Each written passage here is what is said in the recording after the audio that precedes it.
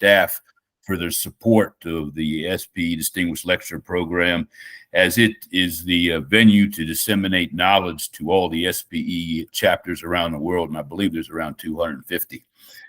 All righty. Title of my presentation, Let's Challenge the Deepwater Well Design Paradigm with Casing Drilling.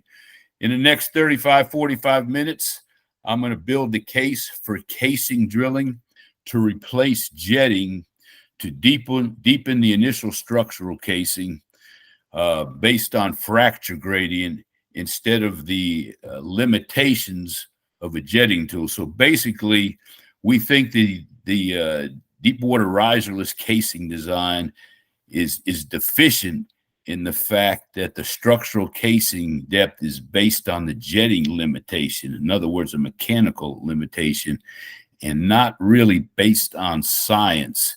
In other words, it's not based on fracture gradient pore pressure as we normally set our casings. What are we going to talk about? We'll define deep water, talk about what the major deepwater well design issues are, talk about the jetting process, riserless casing drilling, how we take casing drilling from its proven technology on land and shallow water and transition it into deep water, talk about the casing drilling system, give some land and shelf applications, and then we'll summarize and conclude. Can you see the screen now? Yes, it's perfect now. It's perfect. It looks good now? Yeah, Perfect. Okay. All right. Let's move on here. Okay. We'll define deep water, the water depth classifications. Mid-water is 4,000 feet or less. Deep water is 4,000 to 7,500, and ultra deep water 7,500 foot and greater. And the rigs we'll be talking about where the system can be deployed are floating drilling rigs, semi-submersible and drill ship, and where a subsea blowout preventer and riser system is deployed. So basically a deep water operation where we've got a subsea BOP and a riser. Okay, so what are the deep water well design issues? The structural casing is set too shallow. The drilling operating pressure windows are smallest near the seafloor. And let's see.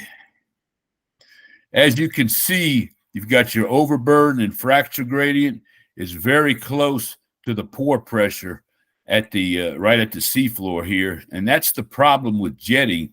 It only gets the structural casing to a shallow depth, say 200, 300 feet below the mud line.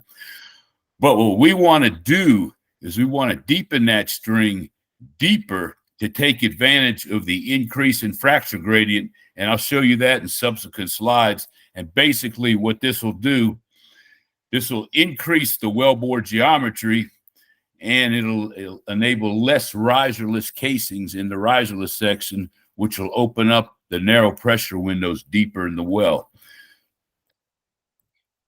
So one of the other problems with shallow setting depth of the structural casing is inefficient shallow hazards management. We typically will top set or set casings above a shallow hazard. And the reason for this is we got to get a good fracture gradient to increase the mud weight so we can drill the subsequent section of hole. But if we can use casing drilling, we can drill right through there, through the shallow hazards, and dynamically kill any flow and get a better fracture gradient for the shoe. And the jetting process limits the structural casing setting depth. Okay, I'll take my time on this slide right here. Basically, there was a study done in the Gulf of Mexico about 10, 15 years ago. James Dotson did it. It took about 85 wells from 1993 to 2009 and established these complexity curves. And what the complexity is based on is a mechanical risk algorithm. And that is based on number of casings, depth below salt, water depth, directional severity, just more or less a lot of the complex factors of drilling a well. So we graphed, there's a linear regression graphs right here, and they graphed days versus 10,000 feet versus spud date. So, for example, a complexity level 2, I would have shown complexity level 1. There wasn't enough room on the slide. You'll see a steep curve here, meaning there was good learnings. But as the complexity increases, you'll see a flattening of the curves in these slides all the way up to a complexity level 5, where you've got a complete reversal of trend. So what this is showing, there's been a lack of sustained learnings with increased well complexity. In other words, the harder the wells are to drill, they're putting more casings in there, making the well more difficult to drill. They're having more difficulty with narrow pressure windows. So this data does not include the failed wells. So if we have less casings, in other words, maybe deepen the structural casing in the riserless section, less casings, and a more effective shallow hazard mitigation methods, we can decrease complexity of the wells from, say, a complexity level 5, maybe down to a 3 or a 2, giving the operator a lot better chance to get his hole size at TD and the proper casing size. So what this basically, in a nutshell, what these curves are saying, try to decrease the complexity of the wells up front in the planning stage, reduce the number of casing strings, make the wells less directionally complicated, and you'll have a lot better chance of achieving your well depth and your casing size and hole size at TD. So why hasn't the deepwater well design changed? Why have we continually used jetting as a main method to deepen the structural casing? Well, the focus was not on the riserless interval. The focus was always on below the riser here. The focus was on developing these high complexity dual gradient systems. And you can see the complexity right here. You have a subsea mud lift pump in the bottom, subsea rotating device. Not pictured in the diagram is a solids processing unit. So if one of these things fails at the seafloor, you're going to have to pull it entirely out of the hole with the riser itself. So why not attack problems before you set the riser? In other words, simplify the well in the riserless section, have less casings, deepen that structural casing to give you a lot better chance of getting the operator's well objectives at TD. There's an industry resistance to change. Everybody had their money in the below the riser method. In other words, making the riser system more complex to, so to speak, put the rig at the seafloor and make it look like a land operation. In a nutshell, you would make this more complex at the seafloor and less complex downhole. But if we could do this in the riserless section, you wouldn't need all this fancy jewelry, as we say, at the seafloor. And jetting is and has been the accepted practice for structural casing installation. So what is the jetting process, you might ask? Basically, it's a bit driven by the mud motor. And as you can see in this diagram right here, we'll have a bit on the bottom. The 36-inch casing is being pushed into sediment by rotating this bit through a mud motor located approximately here. And the cuttings are being taken up through the casing drill pipe annulus. So in other words, you're pushing this casing into sediment. You don't really have an annulus right here. You're depending on the soil friction for structural integrity. If they have a better chance of packing off, and more chance you have of packing off, the less chance you have of getting that structural casing to its designed TD. Big takeaway here is the structural casing setting depth is only based on the jetting limitations. It's not based on science. It's not based on setting your casing based on pore pressure and fracture gradient. This is a great takeaway from Charles Kettering. He owns 186 patents, and he invented the electric starter for the automobile. If you have always done it that way, it's probably wrong. This is the science we're talking about on which to base the structural casing. As you can see in this Ruby and Hubert sediment diagram, we're graphing overburden and fracture gradient versus depth below the seafloor.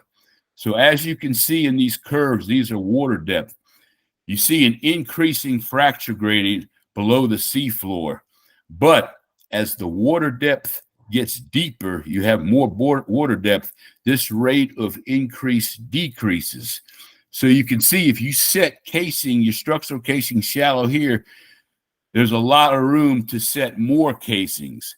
So if deepening the structural casing in the Riserless section will have more effect the deeper the water depth.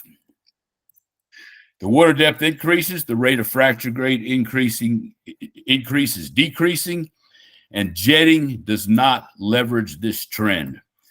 The result is more casings and premature slimming of well architecture. So the takeaway here is deepen the structural casing based on fracture gradient, not based on the limitation of a jetting tool. So how do we replace jetting? What are the technology requirements? Set the structural casing deeper and leverage the increase of fracture gradient below the seafloor. So how are we going to do that? The technology has to be compatible with deep water rigs and enabling technology. You want something with minimal rig preparation, something we can bring out to the rig and ready to deploy immediately. For example, many of you are familiar with managed pressure drilling. You have to reconfigure the piping system with managed pressure drilling. A lot of upfront work goes into the planning. But with if you use casing drilling, you can virtually bring the casing drilling system out to the rig, and it is ready to be deployed immediately. You also want the technology compatible with continuous circulating systems and riserless mud recovery system.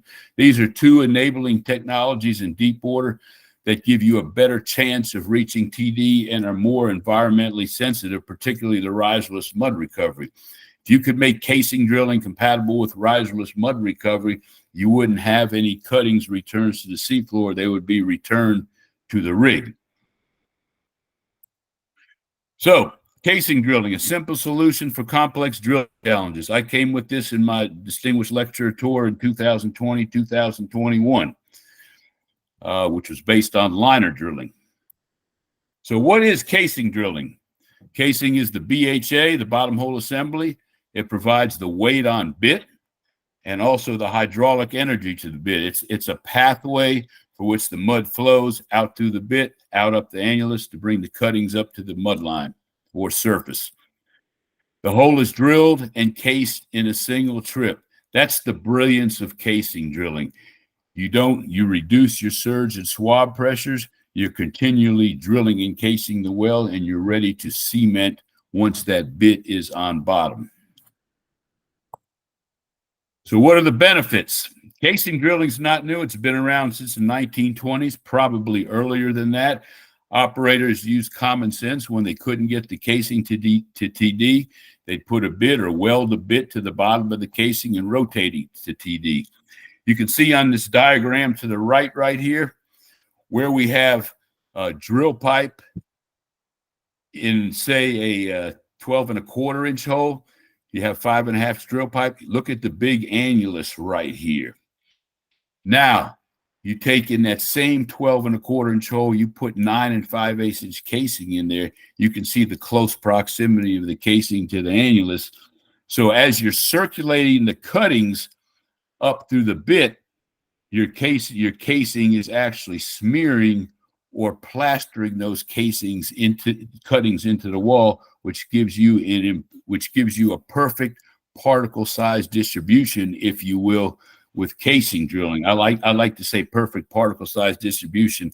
Not really, but that's the effect you are getting, and that's the mechanism for reduced fluid losses in casing drilled wells. Also, drilling hazard mitigation, as I mentioned, it's a single trip. You drill and case the well, and then you're ready to cement once you're on bottom, reducing well control events. Improve drilling efficiency. Many times you can use casing drilling if you don't even have a problem. It's a better way or a faster way and a more economic way to install your casing rather than drill the pilot hole and run the casing, especially in rigs that are maybe over $100,000, $200,000 a day. It's just cheaper to drill the casing in versus drill the pilot hole and then run the casing. Reduces the risk associated with tripping. As I mentioned, you don't have the swab effects. Approximately 70% of deep water or well control events happen while you're tripping pipe, and you get to keep every foot drilled. In other words, every foot you drill with casing drilling is a foot of hole that is cased. So let's transition this casing drilling to deep water riserless casing drilling. You got the ability to leverage the increasing fracture rate below the seafloor. Base your structural casing depth on science.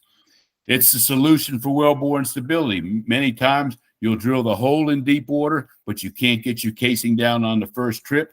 If you drill the casing in, you don't have to worry about that. You've already got the casing down and you're ready to cement it once on bottom. It's a very good shallow hazard mitigation system because of the narrow annulus I mentioned before. Per unit pump rate, you get a higher annular velocity, which translates to higher bottom hole pressures per unit pump rate. So in essence, it's almost a pilot hole that you're drilling, and we'll talk about this in the next couple of slides. Pilot holes are used prior to entering a shallow hazard to ensure that in fact it is there, and if it is there, they may skid the rig to avoid the hazard. But if you drill the well with casing, you've already got that pilot hole, and you can mitigate the shallow hazard in a single trip. Elimination of riserless casing strings, the more you deepen that structural casing. Expansion of wellbore geometry, and that opens widens the drilling operating pressure windows deeper in the well. That's the reason they install managed pressure drilling systems, to manage those narrow pressure windows. But if we don't have them, it makes the well a whole lot easier to drill, and you can run standard casing versus the expandable type casings they typically run when they have problems and run out of casing. All right, this is the math behind shallow hazard mitigation with riserless casing drilling. Now, the curve on the right, we're graphing bottom hole pressure versus casing to hole size ratio. So for example, as your casing to hole size ratio increases up to about 0.8, 0.85, you'll see a dramatic increase in bottom hole pressure exerted against the formation. Lower than 0.75, not so much. This table on the right, if we take 5.5 drill pipe in an 8.5-inch hole, casing to hole size ratio of approximately 0.588, you'll see a bottom hole pressure at 500 GPM of about 6450, with only about a ½ pound per gallon equivalent circulating density added. But in a riserless casing drilling application, you take 28-inch casing, put it in a 32-inch hole, you dramatically increase that casing to hole size ratio. You dramatically increase about 30% your bottom hole pressure exerted on the formation, and you get an added equivalent circulating density of 4.82. So you can see, if you encounter a shallow hazard or a flow, you've got a better chance of dynamically killing the flow with casing drilling than you would with drill pipe, because you have a larger annulus of drill pipe, smaller one with casing. It's just simple geometry, and it's faster you circulate, the higher bottom hole pressures you're going to exert to mitigate that shallow hazard. Okay, we talked about a pilot hole. The pilot hole is basically a small hole operators may drill to test for a shallow hazard prior to bringing in a rig. And the reason for the small hole, in case you do take a shallow gas influx, it's a smaller volume to kill, and you do get high annular velocities per unit pump rate, high bottom hole pressures, and it's a lot easier to kill. But you still have to pull that assembly out of the hole. So this next slide is going to show you the advantages and disadvantages with a pilot hole versus casing drilling. Pilot holes, you still have a risk of swabbing in an influx. You still got to pull the pilot hole bottom hole assembly out of the well. It's more sensitive to incorrect filling. Hole washout may preclude sufficient pump rates for dynamic kill, and hole washout, especially in soft sediment formations, you could wash out a hole from say 8.5 up to maybe 10, 12 inches, and you may not be able to pump enough pump rate to kill the flow, and then you're really in a bind. You'll probably have to cement that bottom hole assembly in place and skid the rig. Insufficient hole length to achieve the required bottom hole pressure for dynamic kill.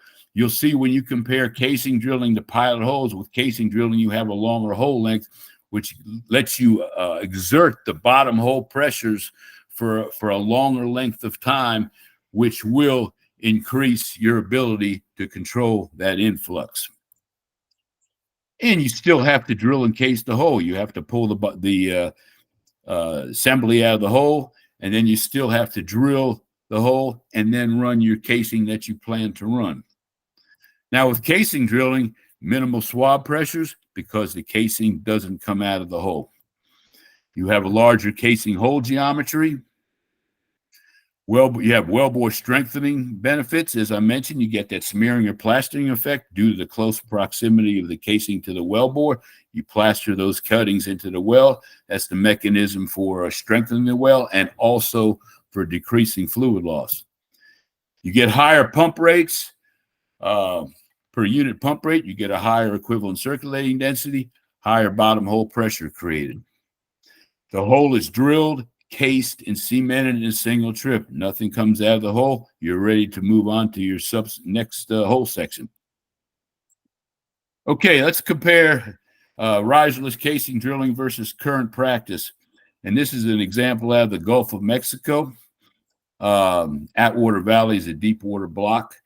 The red curve, as I'm showing you here, is conventionally drilling. You can see all the casings, all the casing points right here. The green curve is if hypothetically we drilled this using the riserless casing drilling method. If we use the riserless casing drilling method, we have 2 less casing strings. We can set the structural casing 1,200 foot deeper. You can see in this example, we have the 36-inch and 28-inch set. In the riserless casing, we will combine the 36-inch. In other words, it'll be 36 by 28-inch. We're able to set it about 1,200 feet deeper than the 28-inch casing setting depth as seen in the conventional drilling application. As I mentioned, it's an effective shallow hazard mitigation tool because you're drilling the well and casing the well in a single trip. You get high bottom hole pressures exerted against the well bore. Enabling larger hole and casing sizes, you have expansion of pressure windows deeper in the well. You have more flexibility with contingency strings. I mentioned expandable casings.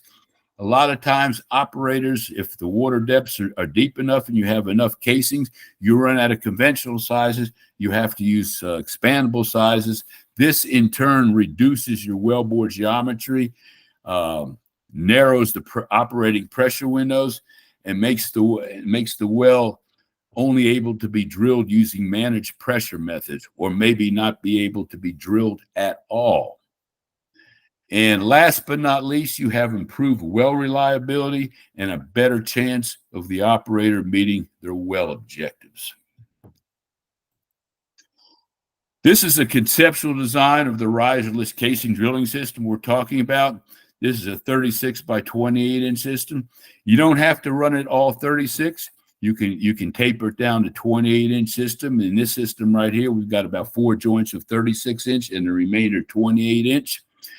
What you'll see, it's basically a liner system or a liner drilling system that's been scaled up to 36 inches. It's driven by the top drive. The low pressure wellhead housing is out of the torque path. So let's go over to the schematic right here. From bottom up, you've got your drillable casing bit. because we've got 28-inch casing on the bottom, we'll have a 32-inch bit, drillable casing bit on the bottom right here. This gives you a casing to hole size ratio of about 0.87 plus or minus. You'll have float collars, several float collars above the bit. We need several float collars due to redundancy because we're going to be continuously pumping and circulating through this assembly right here, and also cementing. So you got to have redundancy in case a float collar fails. You'll have an inner cementing string. This is a typical inner cementing string that you would see in a conventional casing installation in deep water design. Dart catcher sub on the bottom. You'll have centralizers to cement this inner string. These centralizers will have positive high restoring forces to prevent the harmonic motion while you're rotating this casing from the inner string backing off. Now, the outside of the casing, you'll also have centralizers. These will be molded type or sprayed on centralizers to maximize the hydraulic bypass area. You'll have a crossover sub right here. This will have reamer blades. It'll be about a 41-inch reamer blade system to enable passage of a 36-inch casing. Above that, you'll have a riserless casing drilling tool, virtually the same thing as a liner running and setting tool. It'll be hydraulically released, hydraulically balanced to prevent a pressure event from releasing the tool prematurely while you're drilling. And then you'll have your low pressure wellhead housing. And above that, you'll have a debris cap. We'll need a debris cap to prevent cuttings from falling in on this riserless casing tool as the assembly reaches the mud line. And then you'll have a drill pipe, casing running string, all the way up to the top drive. Pretty cool system. Basically a scaled up liner drilling system with two different casing sizes in here. Okay, here's the procedure for running for this. This is a structural casing drilling procedure. You'll run the assembly to the mud line right here. Then you'll drill in the casing and place the shoe at depth you want. You'll pick up off bottom. You'll cement the structural casing. Place the casing on bottom.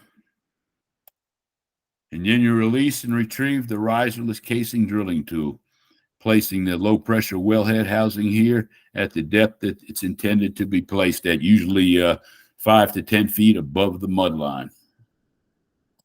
Now, here's another cool system that they came up with. It's a way of drilling in the surface casing in a deep water environment. And the surface casing is typically the string that would house your high pressure wellhead system. So the first step is we'll drill a 36 by 22 inch casing with the low pressure wellhead housing and cement it in place. So this 22 inch could be 20 inch or 18 3/4, just depending on what size casing string you want to set your high pressure wellhead housing at. And you'll see this casing is basically a liner with some polished bore receptacles, PBR's polished bore receptacles, and these will subsequently house the seal assembly of the tieback string. So you'll retrieve the riserless casing running tool, and then you'll run the tieback string, which will contain your high pressure wellhead housing, and you'll have seal assemblies to lock into the polished bore assembly, and then you can cement this tieback string if you want. You'll lock down the high pressure wellhead housing, test the casing, retrieve the high pressure wellhead housing running tool, run your BOPs, and you're ready to move on to the next hole section. Now, this system would eliminate probably 2 or 3 riserless strings, enabling you to deepen the surface casing setting depth where your high pressure wellhead housing is set, and definitely eliminate 2 or 3 strings and open up the wellbore geometry deeper in the well and give you a whole lot better chance of reaching your hole objectives, your pipe size and hole size at TD to get your production rates that you designed for. This is kind of futuristic casing drilling.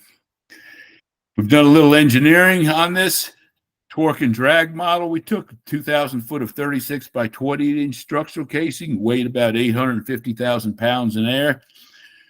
We looked at two cases, one where we had 20,000 foot-pounds of torque at the bit. This red curve's where we had 40,000 foot-pounds of torque at the bit.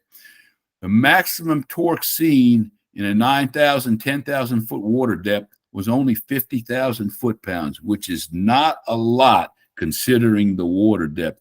So this is well within the constraints of a typical offshore rig top drive, which is about 75,000 foot-pounds.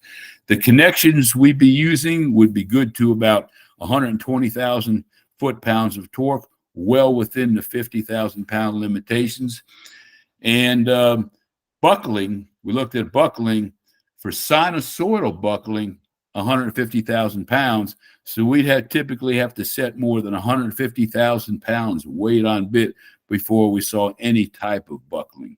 So really no showstoppers from a mechanical consideration. All right, what's in it for non-deep water drilling? We talked about the deep water application. Let's look at shallow water. This is a case an operator did in the Bay of Campeche of Mexico. Basically, they wanted to drill in their 30-inch conductor casing off a jackup, shallow water application, instead of drilling a 34-inch hole and then running it. So they looked at the economics. It paid out for them.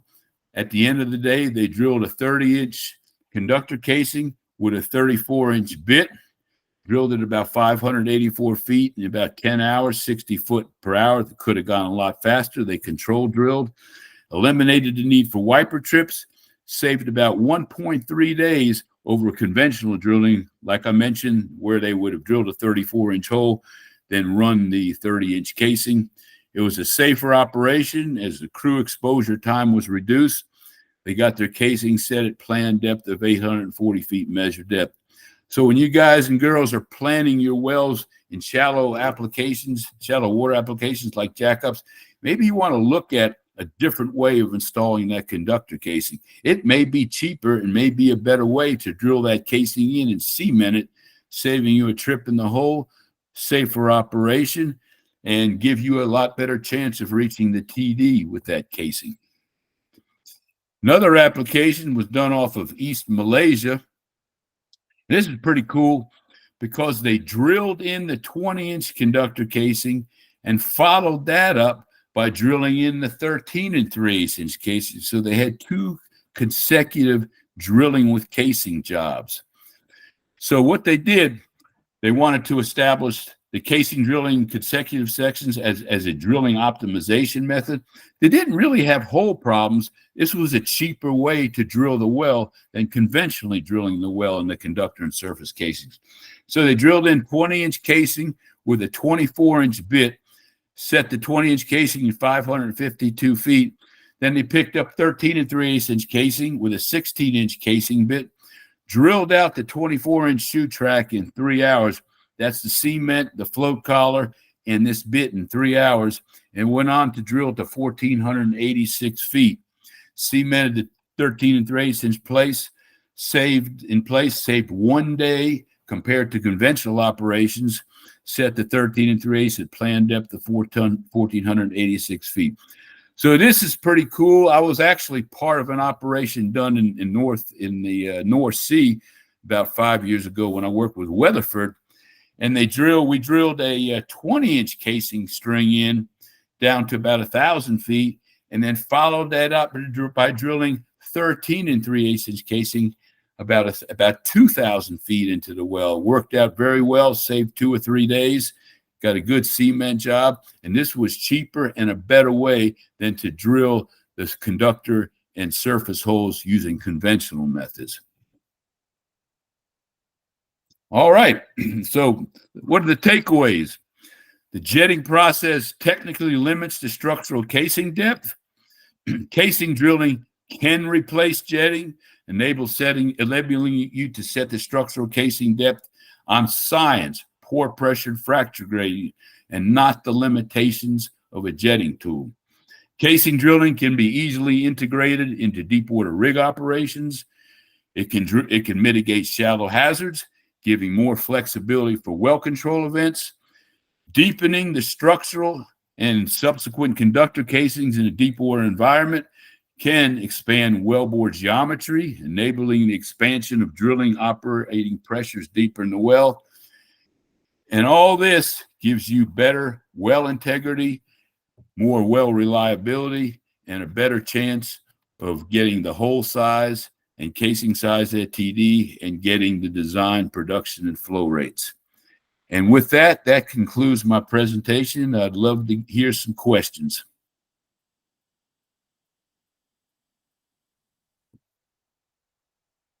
Y'all still there? Yes, of course.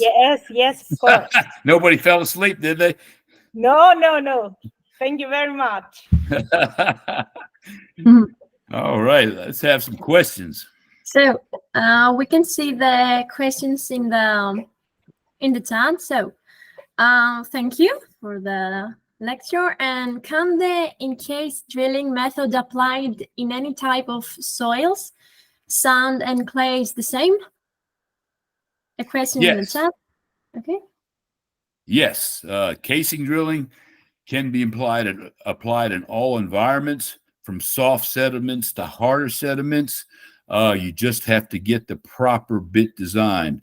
Now, that's a great question. That being said, typically casing drilling jobs are done in 5,000 to 10,000 PSI unconfined compressor strength formations. Once you start getting over 20,000, 15,000, 25,000 compressor strength, which are very hard rocks, yes, you can design a bit for that, but it becomes uneconomical. You get very slow ROPs or penetration rates, which can potentially be damaging to the casing and just not in the best interest of casing drilling.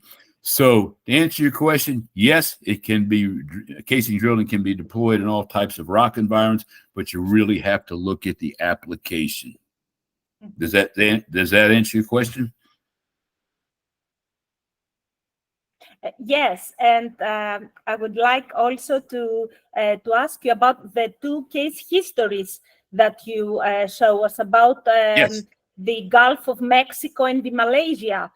In the Gulf of Mexico, do you have the type of soft clays or that we have in the city of Mexico, or you have rock?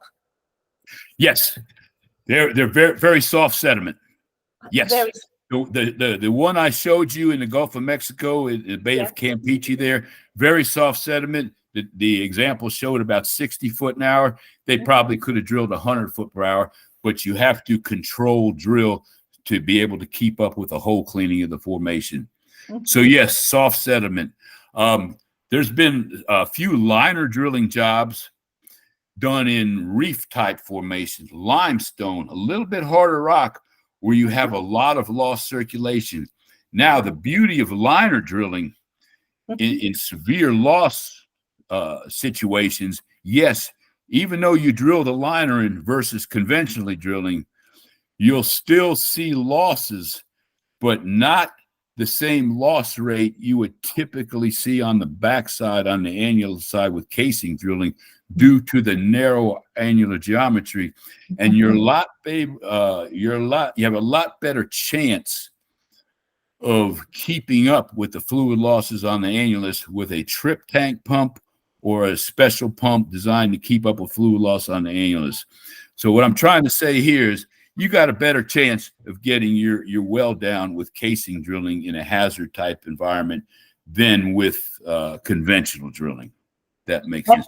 And I've authored over 20 papers, and y'all get on my LinkedIn account or my email, and I can send you papers I've written demonstrating the successes of this. I'm surprised casing and liner drilling hasn't been done more often. And now we're trying to take it to a deep water environment for the advantages that I've said in my lecture. Yep. Does that answer your question? Excellent. Thank you. I have a passion for casing and liner drilling. It's cool stuff. All right, more questions.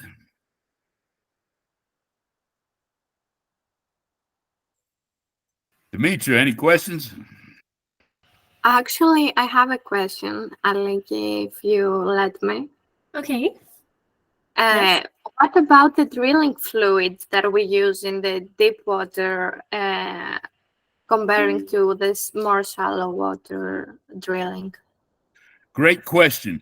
You would use the same drilling fluids. Are you familiar with the pump and dump they use in deep water?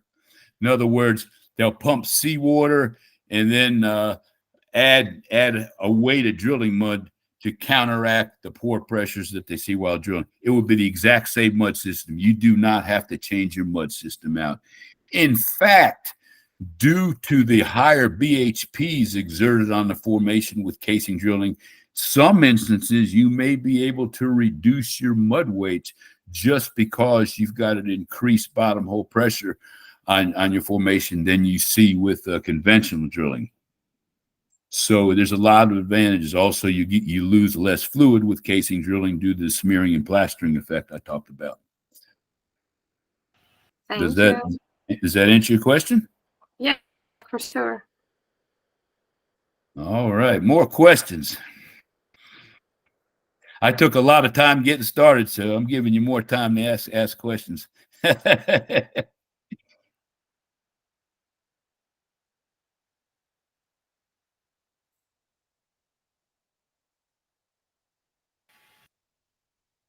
The question I want to ask you is, how come this hasn't been done yet in a deep water environment, drilling casing? What do you think the reasons are? We've talked to several operators. Nobody wants to be number one. They all say it's a good idea, but I don't think there's been the need. Like in managed pressure, the only way you can drill some wells is with managed pressure. You couldn't do it conventionally. Versus replacing jetting with casing drilling, you can still get your well down, even though it's not as efficient as you would if you did replace jetting with casing drilling. So I think that's the reason it really hasn't been deployed yet. What do they say? A necessity is the mother of invention. There's not that big of a need right here. Make sense? Yes. Yes, it makes sense. That's why I think the reason they haven't deployed it yet. So.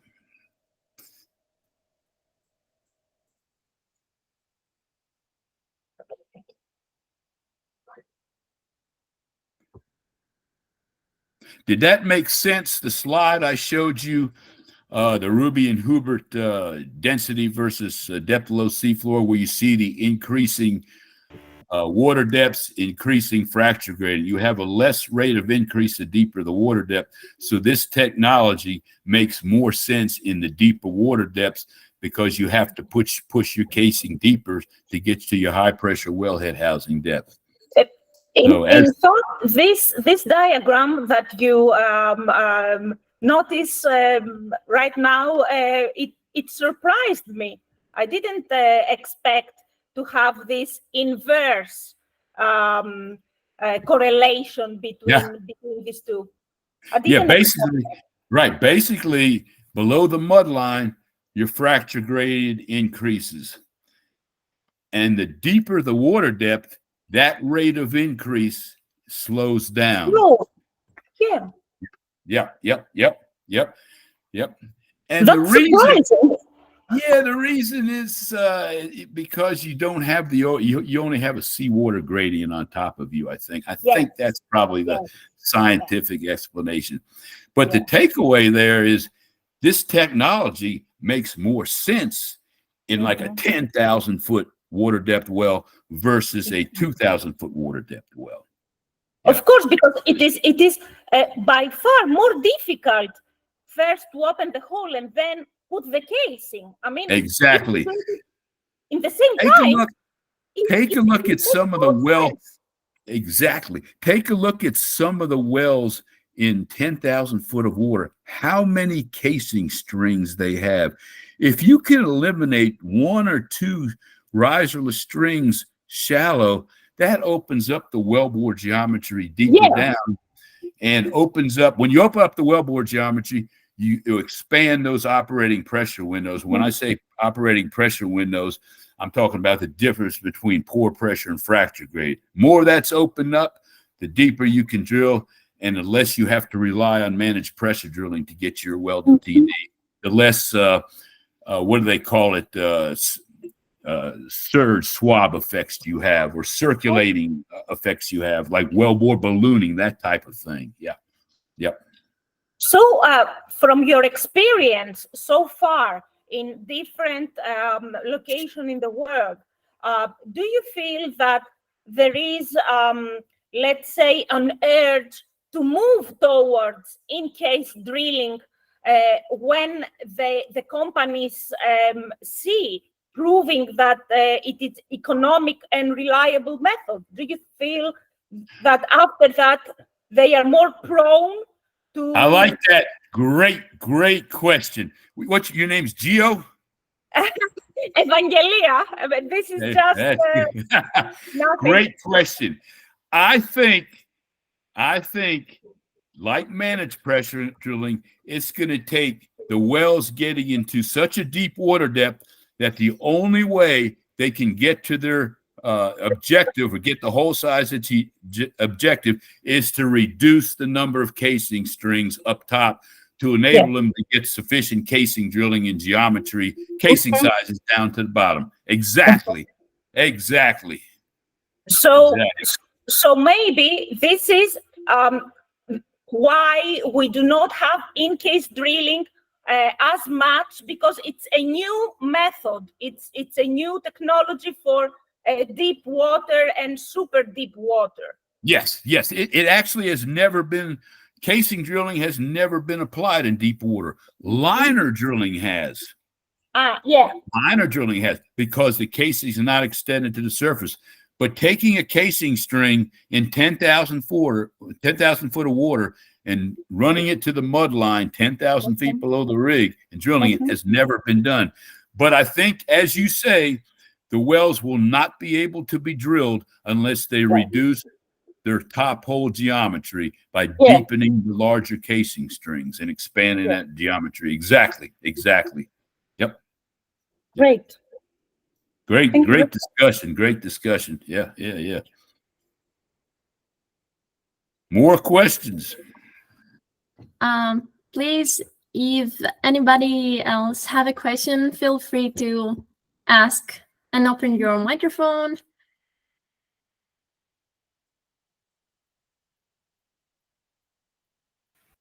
Okay, so I think there is no more questions. So thank you, Mr.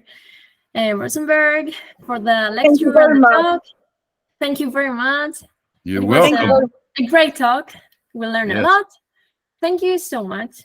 So, if anybody has more questions, send me your email, and whatever you need, I'll answer it. I'll send you papers and whatever. So, good stuff. Okay. Perfect. Evangelia needs to say something. No. It's just like it is perfect. okay. I enjoyed it very much. Thank you very much. Oh, you all are welcome. Again, I apologize about the delay. I had some difficulties with Google. It was worth it. At least my internet was working this time. All right, maybe someday. I actually was in Greece back in 1972 on a trip, but you have to come again. Yeah, I would like to come again. Yeah. Here in Crete, it's perfect. Yeah, I went to Athens and Mycenae. We did a little tour of Greek mythology, and I was just a kid then, but it was fascinating. I thought the Acropolis was a big old building. It's a little old building, So yes, yeah. This is magnificent as this is in 1972. Y'all weren't even born yet, so.